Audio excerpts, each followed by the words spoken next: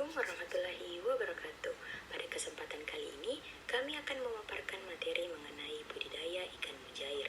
Adapun ikan mujair itu sendiri merupakan jenis ikan konsumsi air tawar yang memiliki ciri-ciri dengan bentuk badan yang pipi, dengan memiliki warna yang berwarna abu-abu, coklat atau hitam. Ikan ini berasal dari perairan Afrika dan pertama kali ditemukan di Indonesia oleh Bapak Mujair di Muara Sungai. Budidaya ikan mujair air tawar dapat dilakukan dengan baik dengan memperhatikan beberapa faktor penting. Adapun caranya yaitu kami akan memaparkan beberapa langkah yang dapat membantu Anda dalam budidaya ikan mujair air tawar yang baik. Yang pertama, pemilihan lokasi dan kolam. Pada pemilihan lokasi dan kolam ini terdiri atas 3, yaitu pilihlah lokasi yang memiliki akses air bersih dan cukup. Pastikan kolam yang akan digunakan memiliki ukuran yang memadai untuk ikan mujair. Pastikan kolam memiliki sirkulasi air yang baik dan terhindar dari genangan yang berlebihan. Yang kedua itu mengenai persiapan kolam. Pada persiapan kolam itu sendiri terdapat 2 cara yang akan kami paparkan, yaitu yang pertama, bersihkan kolam secara menyeluruh agar lumpur, gulma dan sampah sampah yang dengan kotoran yang lainnya tidak tersimpan pada kolam tersebut. Dan yang kedua yaitu pastikan dasar kolam terlapis dengan pasir atau tanah liat untuk mencegah kebocoran air. 3. Kualitas air. Yang pertama ialah periksa kualitas air seperti suhu, pH, dan kadar oksigen terlarut. Berikutnya, suhu air yang ideal untuk ikan mujair berkisar antara 25-30 derajat Celcius. pH air sebaiknya berada pada kisaran 6,5-8. Pastikan kadar oksigen terlarut di dalam air cukup tinggi dengan menggunakan aerator atau air pump. Pemilihan bibit ikan mujair. Pertama, pilihlah bibit ikan mujair yang sehat dan aktif. Kedua, pastikan bibit ikan mujair bebas dari penyakit dan parasit. Pemberian pakan. Berikan pakan yang berkualitas dan sesuai dengan kebutuhan ikan mujair. Kedua, pakan ikan mujair bisa berupa pelet komersial yang mengandung nutrisi lengkap. Ketiga, berikan pakan secara teratur dan sesuai dengan jadwal yang telah ditentukan.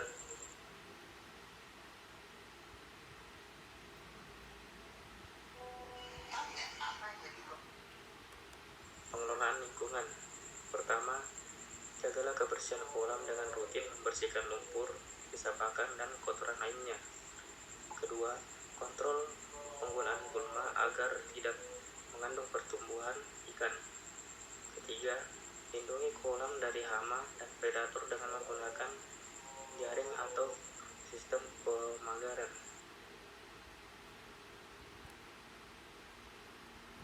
7. Monitoring dan perawatan. Monitor kondisi ikan mujair secara berkala, seperti pertumbuhan, kesehatan, dan tingkat keberlangsungan hidup. Perhatikan tanda-tanda penyakit dan segera lakukan tindakan pengobatan jika diperlukan. Jaga kestabilan kualitas air dan lingkungan kolam. 8. Pemanenan ikan. Pilih waktu yang tepat untuk pemanenan ikan, biasanya setelah ikan mencapai ukuran yang diinginkan.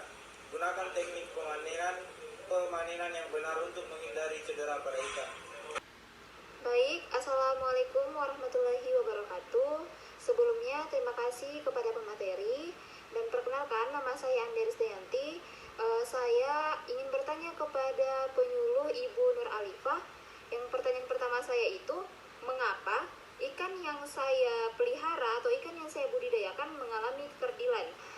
Baik, terima kasih atas pertanyaan dari Ibu Arisdayanti. Nah, di sini saya akan menjelaskan kenapa ikan yang Anda budidayakan itu bisa mengalami stunting atau kekerdilan. Nah, ini diakibatkan karena beberapa faktor yang mempengaruhi pertumbuhan dan perkembangan mereka. Yang pertama yaitu kurangnya sumber makanan. Nah, makanan juga sangat perlu dalam membudidayakan ikan atau udang, di mana pemberian vitamin ataupun makanan yang cukup untuk hal yang dibudidayakan. Nah, yang kedua yaitu kepadatan populasi yang tinggi, di mana kepadatan populasi yang tinggi ini bisa mengakibatkan penurunan oksigen dan juga bisa mengakibatkan kurangnya makanan di dalam kolam tersebut. Nah, yang ketiga yaitu kualitas air yang buruk. Nah, sebagai pembudidaya yang baik, kita harus memperhatikan kualitas air yang kita budidayakan. Di mana kualitas air ini juga sangat penting, di mana kita juga bisa mengukur suhu, salinitas terhadap kualitas air tersebut. Nah, kualitas air yang buruk juga bisa berpengaruh karena pakan yang berlebihan yang ada di dalam kolam tersebut.